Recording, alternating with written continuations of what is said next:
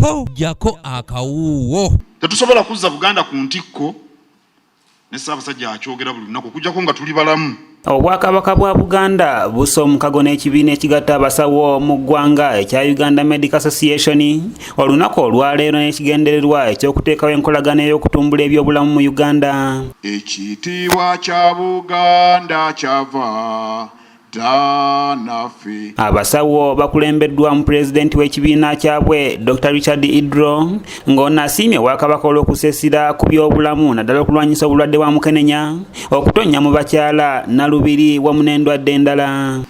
In Uganda we have 1,000 infections weekly of people getting infected with HIV, but the kingdom has really worked on this, and we congratulate His Royal Highness the Kabaka on his reappointment as the goodwill ambassador of the joint United AIDS program on HIV/AIDS for East and South Africa, and the commitment of the kingdom towards ending the HIV/AIDS epidemic. Kamalabyonna wa Buganda munnamateeka Charles Peter Mayiga agamba nti kisaana okukola buli ekisoboka okugoba Mukenenya mu ggwanga n'ensi yonna, era n'akubiriza abavubuka okwekebeza era bwe bazuulibwa nga balwadde bajjumbira okumira eddagala.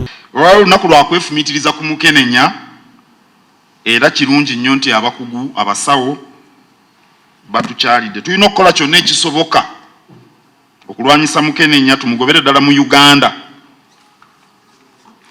Nga bwe tumanyi ffenna Mukenenya asaasaana naddala mu makubo agayitibwamu mu kuzaala, mu kwegatta, ate kiri mu butonde okwettanira ebyokwegatta, ate nga tukimanyi nti mu kwegatta Mukenenya waasinga okuyita okusaasaana. Ow'omumbuga asabye gavumenti eya wakati okussa omulaka ku byobulamu era effeeyo okusasula obulungi abasawo basse n'ebyuma eby'omulembe mu malwaliro. Okusaba gavumenti eya wakati okussa omulaka ku nsonga z'ebyobulamu, abasawo basasulwe ssente ezitegeerekeka.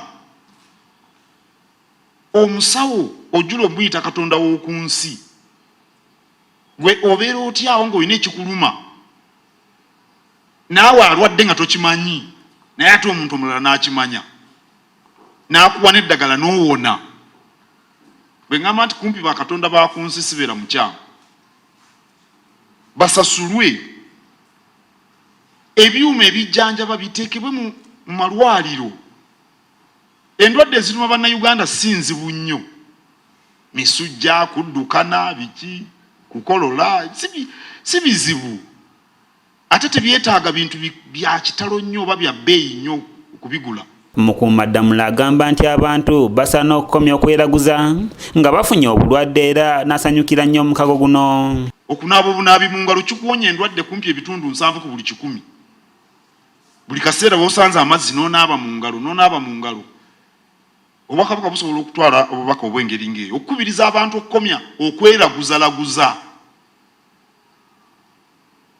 Kubanga embuzi za muliraanwa zaalidde malagalago, abaana balwadde nti yandoze. Bye biri nnyo mu bantu. Kakati omuntu naddira ssente ezandimuyambye okugenda okumujjanjaba ate n'azitwala ku ndagu. Wano ne Nalubiri abantu balowoozanga ddogo. Ne siriimu yennyini nga yakatandika. Ebuddu eyo abantu nga balowooza nti ddogo. Nti Abatanzania baabaweereza ebiteega. Bye bibatta. Ssaabawandiisi w'ekibiina kino ekitaba abasawo mu ggwanga Dr. Mukuzi Muhereza asuubiza okuyambako ku Bwakabaka bwe buliba butandisewo eddwaliro. Twawulira nti Obwakabaka bwa Buganda bwagala kuteekako eddwaliro kwabo abantu ababiri, sijja kubayita abanafu naye abaana n'abakyala.